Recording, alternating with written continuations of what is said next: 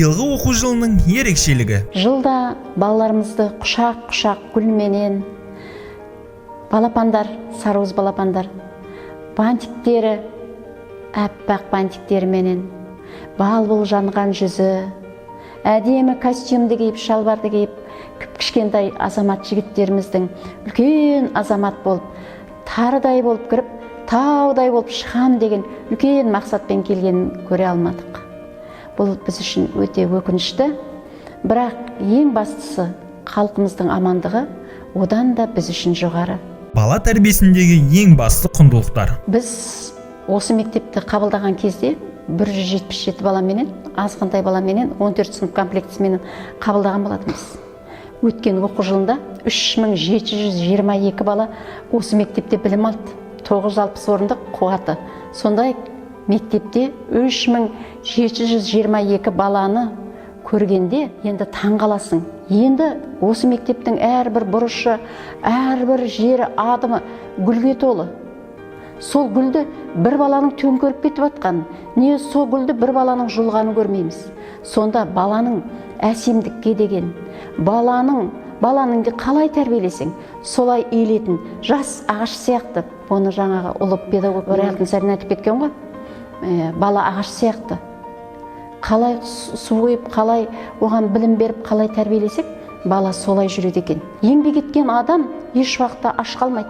Сондықтан да мына адамға, балаға мына екі қолының тәрбие асырайтынын түсіндіргім келеді. Барынша менің тырысатыным осы.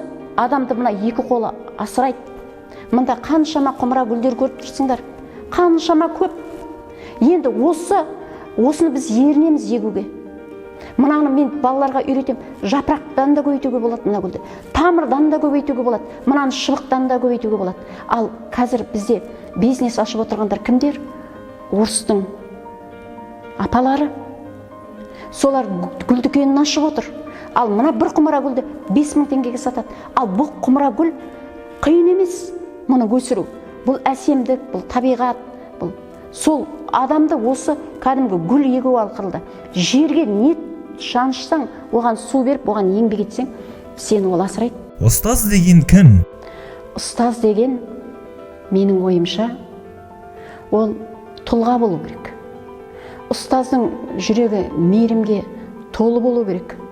Ұстаз, егер мен қатал болам, мен енді қаталдық та керек әрине әр кезде, бірақ мен қатал болам деп баланы өзінен ары шеттетпеу керек. Бала менен бала болу керек ұстаз. Ұстаздың жүрегі кең болу керек. Ұстаз деген батыр болу керек. Ұстаз деген баламенен шынайы сөйлесе білу керек. Ол үшін ұстаздың жүрегі үлкен кең, мейірімді болу керек. Шуағын шашып тұру керек.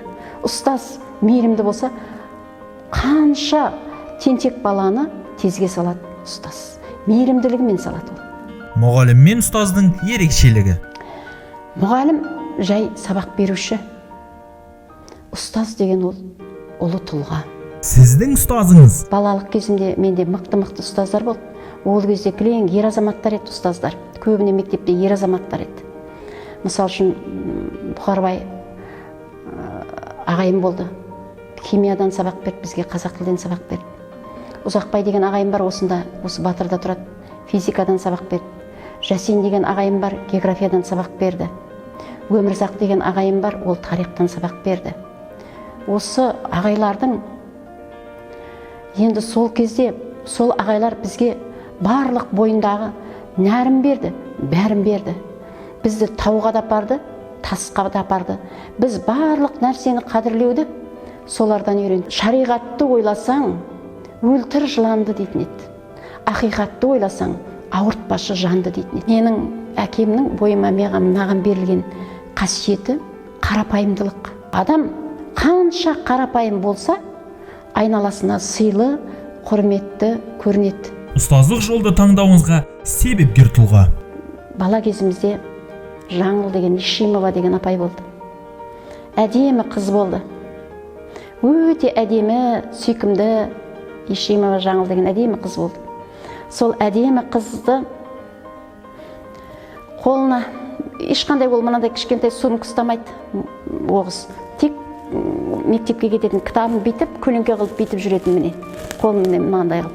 Сол қызды былай әдемі туфлимен, ана қыз әдемі, ой керемет енді.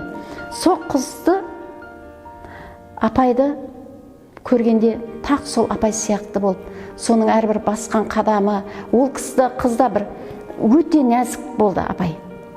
Ешкімге ашуланбайтын, қабағын шытпайтын, сол апайға тек құсағым келіп, сол қазақ тілі мен әдебиет пәнінен сабақ берді. Сол апайды маған сол үлгі болды. Сол апайға қарап мен осы ұстаздықты таңдадым. Жас педагогтарға айтар жүрек жарды лебізіңіз. Ұстаздарға ең бірінші денсаулық тілеймін. Денсау адам ғана қолынан барлық нәрсе келеді. Денсаудың жаны сау дейді ғой, ол адамдар. Жаны сау адам барлық жерде биікке де жете алады, құлшыныс та ол адамда болады. Ұстаздарға шығармашылық шабытпенен тек қана шабыс тілеймін.